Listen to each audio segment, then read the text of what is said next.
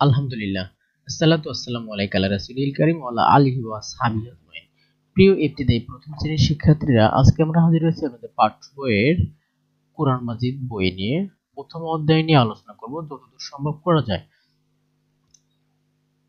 করম পর্যায়ে আমরা আপনাদের পাঠ্য বইয়ের সকল ভিডিওগুলো দেওয়ার চেষ্টা করব, যেগুলো আরবি বিষয়ের সেগুলো। প্রথমত লেখা আছে প্রথম পাঠে আরবি হরফের পরিচয়। এখানে আরবি হরফ আছে, সেগুলো পড়তে হবে। আরবি হরফ মোট 29টি।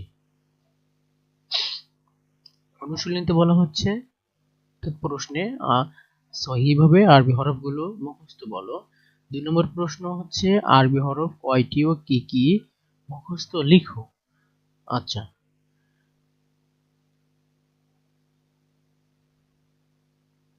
আরবি হরফ কয়টি ও কি কি, মুখস্থ লিখো। লিখতে হবে যে আলিফ বা তা আছে, যেগুলো আছে এগুলো লিখতে হবে। 2 নম্বর প্রশ্নে 3 নম্বর প্রশ্ন বলা আছে নিচের হরফগুলোর পূর্বের হরফ লিখো। এই যে এটা হচ্ছে জোয়া, তাই না? তার আগে কি হবে? তোয়া।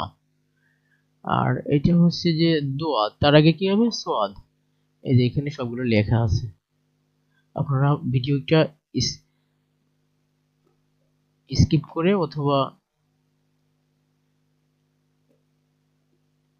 দেখতে পারেন। 4 নম্বর প্রশ্ন বলা হচ্ছে নিচের এলোমেলো হরফগুলোর পরের হরফ বলো ও লিখো। যে হার পরে কি? খ, তাই না? এই যে এগুলো ভিডিওটা আপনারা পজ করে কিন্তু দেখে লিখে নিতে পারেন। 5 নম্বর দাগে বলা হচ্ছে বিশুদ্ধভাবে উচ্চারণ করে। এগুলো আপনাদের উচ্চারণ করতে হবে। আপনাদের মাদ্রাসার যিনি কারি সাহেব আছে, তিনি কিন্তু সুন্দর করে উচ্চারণ করে দেবে। 6 নম্বর প্রশ্ন বলা হচ্ছে নিচের এলোমেলো হরফগুলো দেখে বলো ও সাজিয়ে লিখো। অর্থাৎ আলিফ থেকে একদম যে 29টা হরফ আছে ইয়া পর্যন্ত, সেগুলো আর কি। 7 নম্বর দাগে বলা হচ্ছে শূন্য স্থানে নিচের হরফগুলো বলো ও লিখো। হ্যাঁ, এটা হচ্ছে আলিফ, বা, তারপর হচ্ছে তা, তাহলে খালি করে কি হবে? সা। এগুলো আর কি। উত্তর আমি এখানে মার্ক করে দিয়ে দিলাম, আপনারা ভিডিও পজ করে লিখে নিতে পারেন। আচ্ছা, এবার আমরা দ্বিতীয় নম্বর পাঠে চলে যাই। দ্বিতীয় নম্বর পাঠে বলা হচ্ছে যে নুক্তা যুক্ত ও নুক্তা বিহীন হরফ। নুক্তা কাকে বলে? আরবি হরফের উপরে বা নিচে বিন্দু বা ফোঁটার মতো যে চিহ্ন দেখা যায় তাকে নুক্তা বলে। যেমন যে বা, তা, উপরে কিন্তু এই যে নুক্তা আছে আর নিচে আছে। তো নুক্তাযুক্ত হরফ মোট 15টি।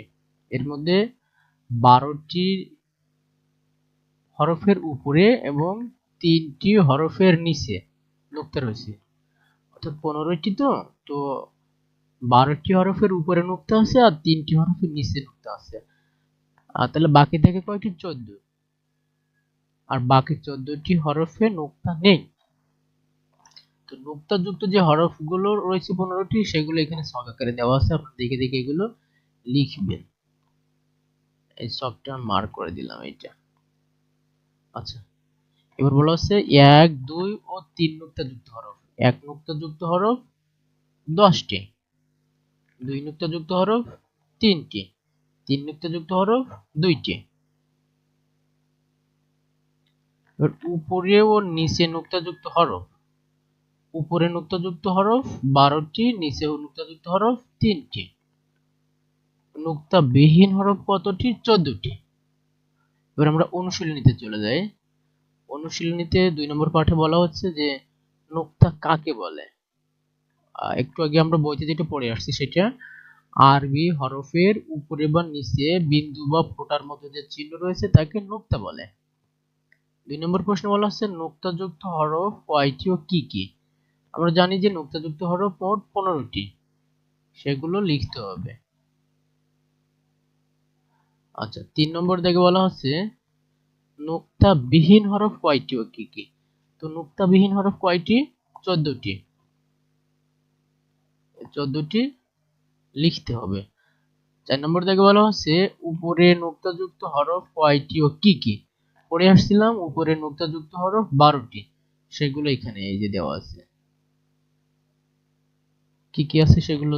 তা, সা, তারপর আছে খ, জাল, ঝা, শিন, দোয়া, জোয়া, গয়েন, ফা, কফ, নুন এগুলা।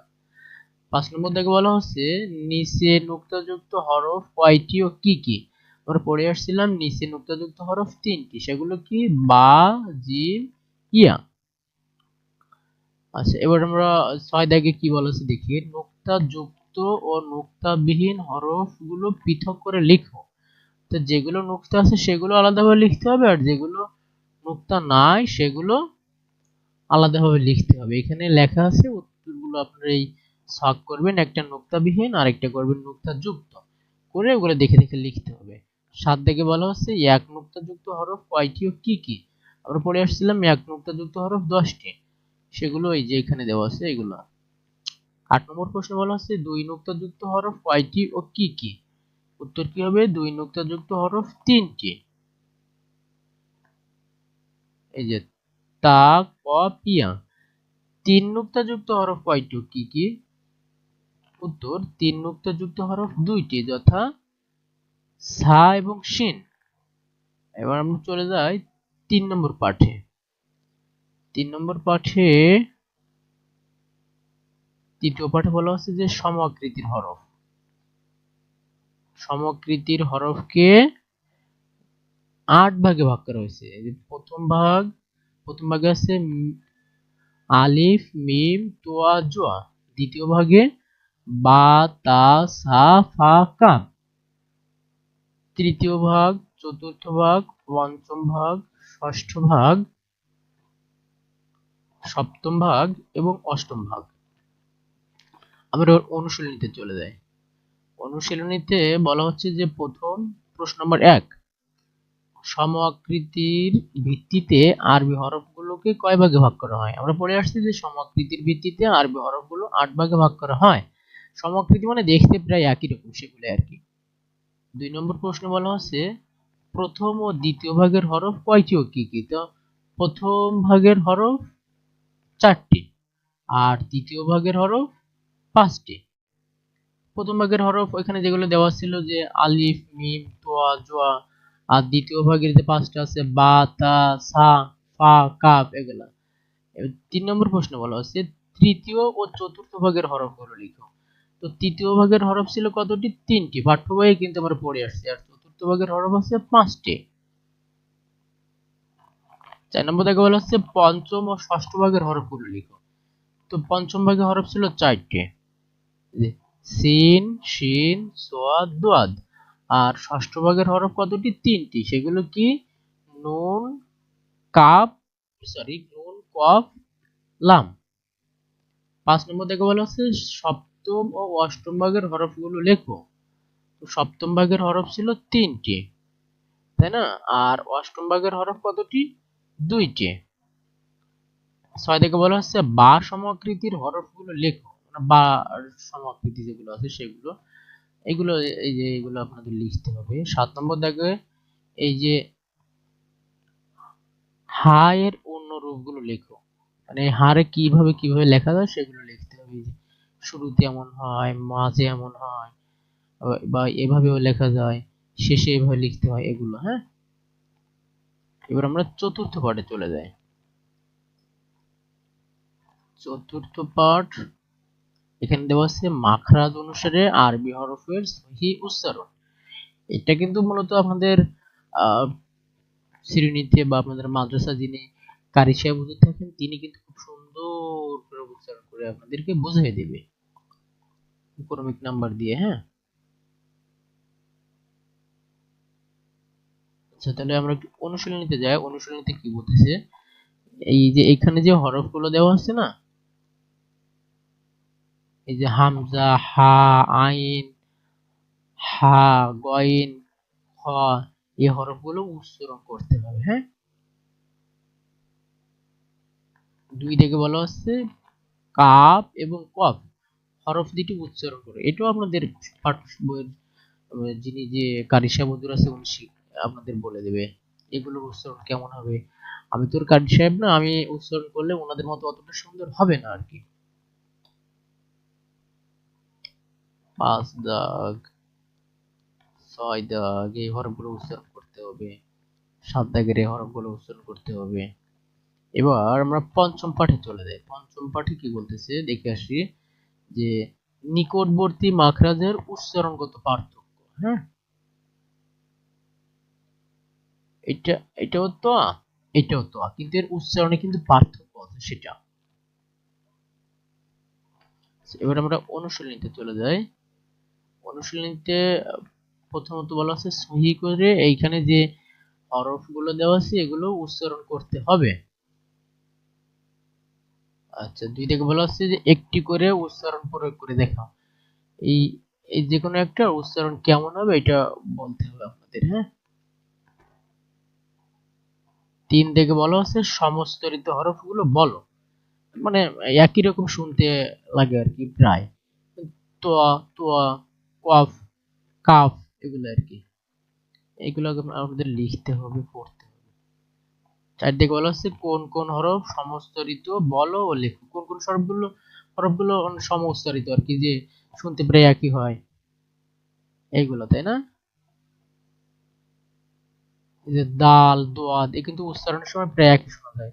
সিন, সোয়াদ, কফ, কাফ, তা, তা, এগুলো উচ্চারণ করার সময় একই রকম কিন্তু শোনা যায়, যে সময় অনেকগুলো হরফ একসঙ্গে নিয়ে একটা শব্দ তৈরি হয় আর কি। এবার আমরা ষষ্ঠ পাঠে চলে যাই। ষষ্ঠ পাঠ, ষষ্ঠ পাঠে কি আছে যে উদাহরণ সহ হরফের বিভিন্ন রূপ লিখতে হবে, এনে দেওয়া আছে যেগুলো। শুরুতে আলিফ, মাঝে আলিফ, শেষে আলিফ। শুরুতে বা, মাঝে বা, শেষে বা। শুরুতে তা, মাঝে তা, শেষে তা। শুরুতে সা, মাঝে সা, শেষে সা।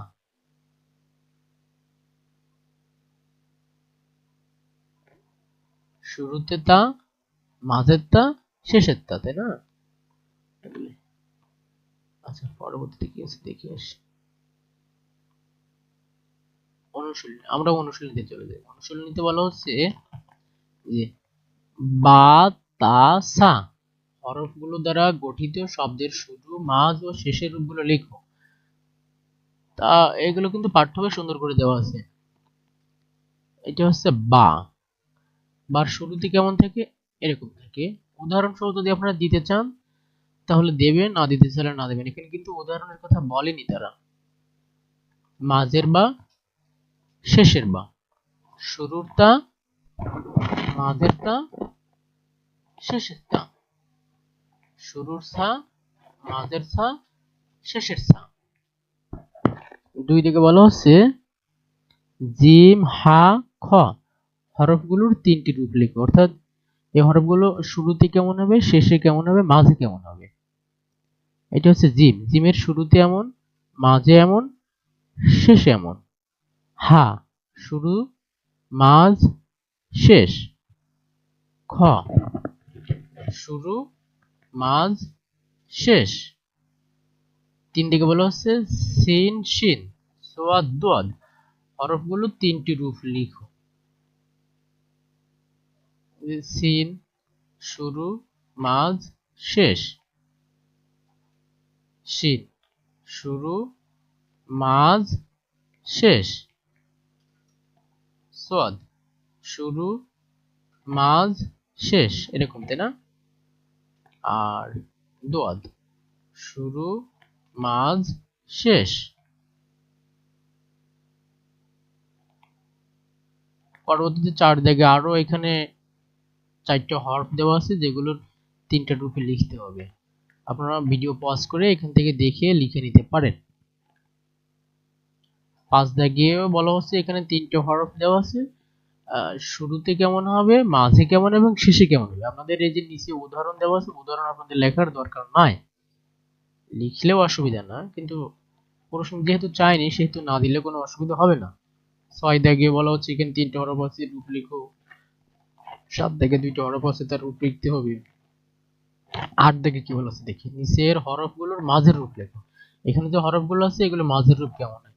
এটা হচ্ছে যে প্রথমটা হচ্ছে জিম, হা, তারপর লাম, কাফ, তাই না? এগুলোর যে মাঝের রূপ কেমন হয় এটা এই যে 9 নম্বর থেকে বলা হচ্ছে নিচের হরফগুলোর শেষের রূপ লেখো। এই যে সা, খ, সিন এগুলো শেষের রূপ কেমন হয় সেটা লিখতে লিখতে হয়ে যায়। এবার 10 থেকে বলা হচ্ছে নিচের হরফগুলো শুরুর রূপ লেখো। এই যে হরফগুলো আছে শুরুর রূপ, এই পাঠ্য বইয়ের ওই যে ছকটা ছিল না, এই ছকটা দেখে কিন্তু একবার যদি আপনারা পূরণ করে থাকেন বা লিখে থাকেন তাহলে কিন্তু খুব একটু অসুবিধা আপনাদের হবে না। 11 দাগ বলা হচ্ছে নিচের বিভিন্ন রূপের হরফগুলোর পূর্ণ রূপ লেখো। এটা কি? এটা সা, এটা জিম, মানে এগুলোর পূর্ণ রূপ আমাদের লিখতে হবে। ভিডিও আবারও বলতেছি, ভিডিও পজ করে আপনারা দেখে দেখে লিখে নিতে পারেন। আর আপনাদের শপথের এক কথা বলবো, আপনাদের এইখানে যে ছকটা ছিল এই ছকটা আপনারা সম্পূর্ণ দেখে দেখে দেখে দেখে পূরণ করবেন, তাহলে আপনাদের অসুবিধা হবে না। এই যে আলিফ, বা, এবার শুরু করে শেষ পর্যন্ত দেওয়া ছিল। আচ্ছা, তারপরে আমরা দেখি 12 থেকে কি বলা হচ্ছে, সঠিক উত্তর লেখো অর্থাৎ টিক চিহ্ন। এটা কি বা, তাই না? এটা বলা হচ্ছে বা এর কোন রূপ। আর এখানে খ দাগ আছে, গ দাগ, ও দাগ, আমরা একটু দেখি যে এটা বা এর কোন রূপ। এটা বা এর শুরু, শুরুতে কিন্তু বা এরকমই থাকে। আচ্ছা, খ থেকে বলা হচ্ছে এটা সিনের কোন রূপ। এটা সিনের মাঝের রূপ। যে তয়ের মাঝের রূপ কোনটি? তয়ের মাঝের রূপ কি? এটা এই আইনের শেষের রূপ কোনটি? এটা কিন্তু পূর্ণ আইন, এটা মাঝের আইন, আর এইটা কিন্তু শেষের আইন। 13 থেকে বলা হচ্ছে শূন্য স্থান পূরণ করো। আলিফের শেষের রূপ কেমন? আলিফের শেষের রূপটা কিন্তু এই যে এরকম। আর জিমের মাঝের রূপ হলো ড্যাশ। জিমের মাঝের রূপ এই যে এটা। আর হায়ের পূর্ণ রূপ ওই একই। ঘ থেকে বলা হচ্ছে লামের প্রথম রূপ হচ্ছে এরকম। আর দালের শেষের রূপ কেমন? এটা। তো আজকে এই পর্যন্তই থাক। আল্লাহ হাফেজ।